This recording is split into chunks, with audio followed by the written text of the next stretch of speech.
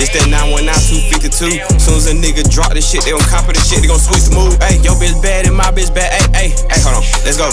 His bitch bad, my bitch bad. We fuck around, do a switcheroo. I stay out the way and I count on my blues. Get the fuck on my face, I ain't with the confused. Might hop in that V when I get in that move. When it's time to slide, when you picking the truths. Let's go. Let's go. Let's go. Let's go.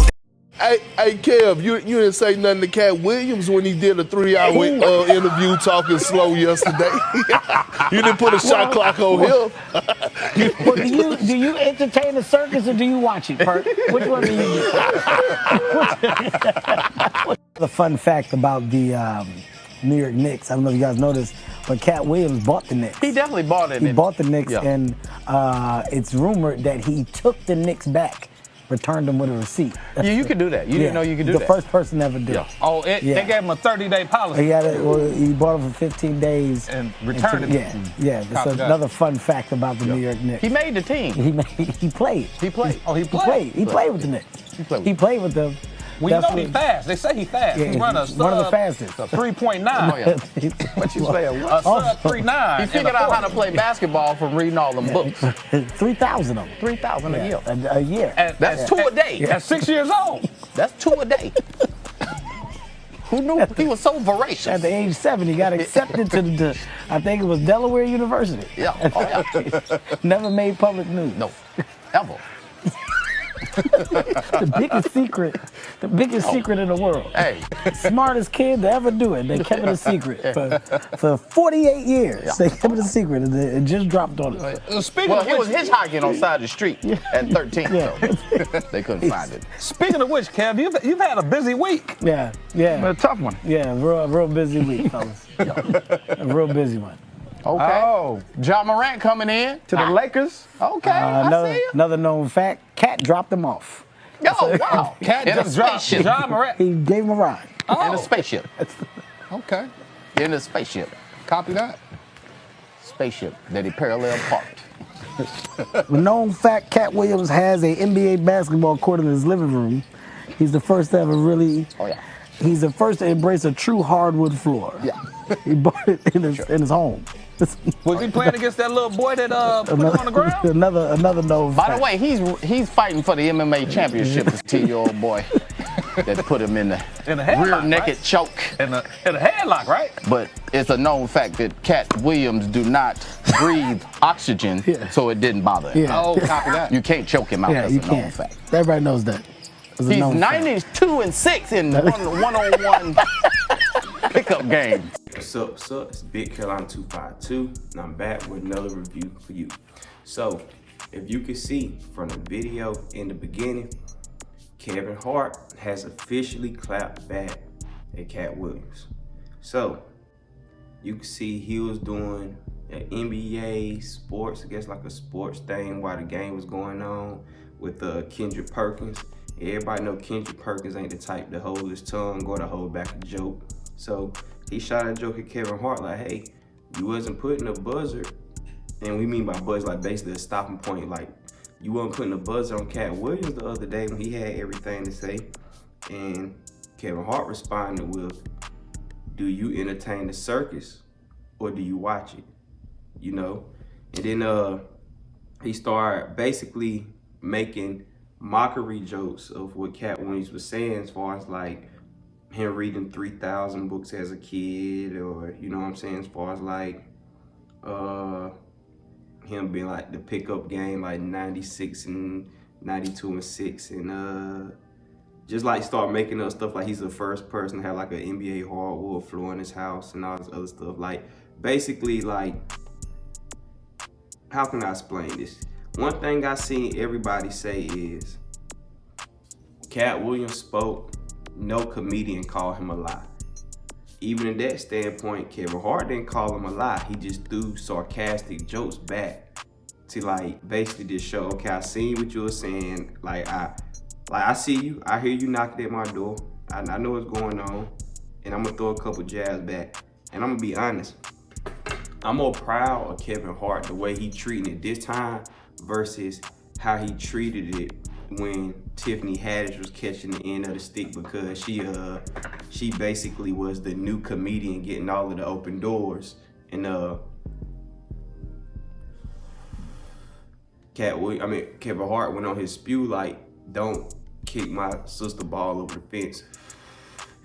Basically, you just saying like, all the other comedians, like when Mike Epps would call him a gatekeeper, and they would ask him about Katt Williams, and he was like, yo, he was on drugs. Like, he was on drugs. But the thing is, once, like Katt Williams said, there's been no proof of him being on any type of drugs. I mean, they even said the same thing about Dave Chappelle when he had his $500 million, $50 million, whichever one was, had his fallout with Comedy Central. They were saying Dave Chappelle went to Africa to smoke crack.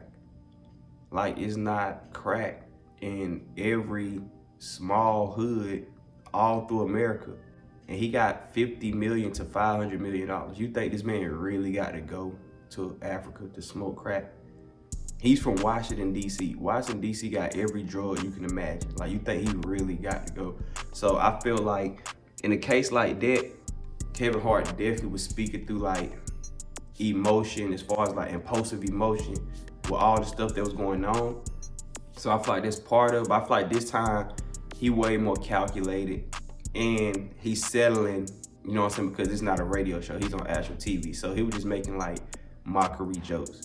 And I'm gonna be for real, like, yo, what's up? It's Big Carolina 252, and I know I started the video, but I just need a quick second of your time. So my brand new music video, Let's Go, just came out, and we at 2,000 views. I'm trying to get it to 5,000 views. I'm trying to get to 500 comments. Whoever is my 500th comment, I got $100 for you. And I got 100 for the 1,000 comments. Then I got 100 for the 1,500. Then I got 100 for the 2,000. Then I got 100 for the 25. Then I got 100 for 3,000, 35, 4,000, and so forth and so forth. I ain't that good with the math right now, but y'all can see the video is right there. That's what it look like. Y'all please tune in for me, run them numbers up, like, comment, subscribe. Let's go back to the video. It wasn't really funny. Like, I understand like where it's like, as a comedian, that's the way you're supposed to host. If you're a comedian and you walking around too mad about when somebody say something to you, you got the wrong job. It's like you damn near a bully. You know what I'm saying? Mike Epps, one of my favorite comedians, you know what I'm saying? And me doing stand-up, I got like certain comedians I study the game from. I study the game from comedians that do a lot of simplistic but reachable jokes. You know what I'm saying? So I'm not the type of comedian. If you ever see one of my stand-up sets, if you go on my YouTube right now, I actually have one of my stand-up sets up there. But if you go and you just look at my set, I'm not a very big word person. I'm not one of those. I'm not a topic-based person or something going on in the media.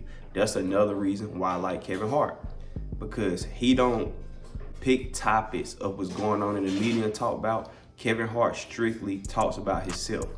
On the other hand, Mike Epps might talk about what's going on in the media, but that's not the formula of why I study him. Even when he talks about something going in the media, he doesn't go in extreme detail that's so thought out that you get lost in the joke. Like, you can look at some of these white comedians, and I try to study like different comedians, but I'm a type person where I do have severe ADHD. So once you start saying too many big words and too many political names I don't know about and all this other big word shit, and cut the shit off, it's not even funny no more. It's learning. I don't want to hear it. But Mike Epps can just take the topic. Okay, George Bush is fucking us over. He already a little sneaky. Look at the smile on his face. Like, simple, but it get to the point. You know what I'm saying? So I always like those two styles of comedians, as well as like a Eddie Murphy, to get the edge of the joke. You know what I'm saying? So to say I never really, honestly, was a stand-up fan of Katt Williams. Like, I always seen his stand-up because, like, growing up as a kid, you know, after Next Friday, he was on fire. So my family all loved him. I grew up from the South. The South, you know what I'm saying, we love comedians like him. But me personally, he wasn't like a comedian that I really drew myself to. You know what I'm saying? Or I really was attracted to. Kevin Hart was one of those comedians. But I can say in a time period like this, as a comedian, and in general, you got to know how to take a joke. Like that back I was saying about Mike Epps, he was known, as some people say, he a comedian. Like, you say something wrong about Mike Epps, he gonna pull up. He trying to throw hands. You know what I'm saying? And he still do his shit now. Like, Mike Epps is a good wholesome man. You know what I'm saying? He buying back the block and bought his own neighborhood up. But when you can't really take that element, that's when they start looking at you like, you know, it's like, hold on. So the fact Kevin Hart can take the punches, where it's like, okay, you know what? I see what you're trying to do. Let me throw a little couple jokes back. You know what I'm saying? But Katt Williams wasn't joking. That's why everybody's saying like he was keeping it real. You feel me? And if you ever seen when Jamie Foxx and Katt Williams had a roast on the radio, you could tell that Kevin Hart was getting like bothered. Like it was starting to bother him. You could tell that it was starting to bother him. And you could tell even in the midst of him clapping back that he's kind of bothered by it, because he like, and another fact, he was just adding on to it. Like, you could tell like it's definitely bothering him, all the things this Katt's saying. And the fact of it is Katt Williams is he's not a small time comedian. He's like the NBA young boy of comedians. Y'all can have all these other accolades or whatever you want, but when you put what's really the movement, I'm him. You know what I'm saying? You can't deny that. Regardless of me not liking his, or not being a fan of his stand-up, I can't deny his work or what he do. So it's the same thing with somebody like Kevin Hart, but Kevin Hart would be the little dirt where he has the extra buttons and the extra pushes and stuff around him to make that full push, versus an NBA YoungBoy type of guy where it's like, I'm really just doing this shit on my own and I'm pulling it all on my own. You know what I'm saying? So I'm just studying what's going on right now, and I feel like we at a time period to where we need another battle of the comics, like how Steve Harvey and Katt Williams did. Like, put these two guys on the same set. For one, it's gonna sell crazy. If everybody, and think about it, it's good for the culture. If we can get the biggest beef rappers to go and have verses against each other, and these niggas had bodies, like people died behind this, why can't we get comedians to go out there and do their thing? You know what I'm saying? Like, unless it's egotistical ways, you know what I'm saying? Cause at the end of the day, it ain't gonna hurt Kevin Hart. He's filthy fucking rich. And then it ain't gonna hurt Katt Williams. He's also filthy fucking rich. Anything is gonna gain both of them money. And I feel like I respect a Kevin Hart look on him, because it's like, bro, I'm already up. Fuck all that. I ain't about to give you no shine. If it's a small fry, like, I'm in the comedy game, I'm in the music game. If a comedian that ain't got as much rep, like, try to diss me or come off crazy in me, my first thing is to find out what are we on? Like, are you just strictly joking, or are you trying to woo? And I'm not a diss comedian. I'm not one of those ones. I don't bully. I don't joke against people. I don't do none of that. Like, so I wouldn't even personally try to respond back to that energy. Not saying I can't. I can do it, but I don't like giving off that energy. It make me feel bad to joke on people. You know what I'm saying? But if it's on that type of time, it's like, let me know what's your approach. Because if you really got a personal problem with me, like, let's just meet and face it. It ain't gotta be on no street stuff, no gangster stuff. Let's just see, okay, what is it that I did, or what is it you did? Or we can FaceTime and talk, like, what went down to correlate to, okay, I can't fuck with him, so let me get online and say something. But the fact how they got it going on, I feel like how Kevin Hart would be like, yo, you know what, I ain't gonna say too much. I ain't gonna respond too much. But the fact that he's like responding back how he responded now, I feel like it'll only make sense for them to have them a comedy battle. Like, it's gonna do record-breaking numbers, just like Manny Pacquiao. It's like Manny Pacquiao and Mayweather.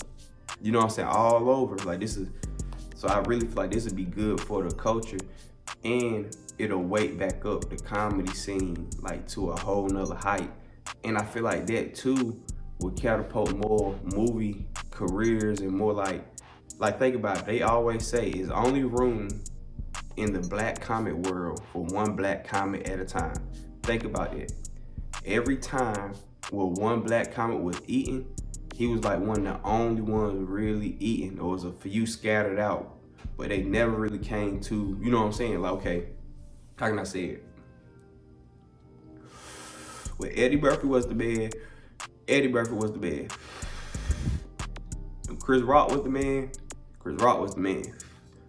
Dave Chappelle was the man, Dave Chappelle was the man. Like, and of course all these guys can have their own reign of terror to where they be stay around, but I'm talking about stand-up movies, whatever, like TV shows. When these guys was in their bag, they was in their bag, and it was kind of like only room for them. When Kevin Hart started taking off, he was really like the only one in that forefront.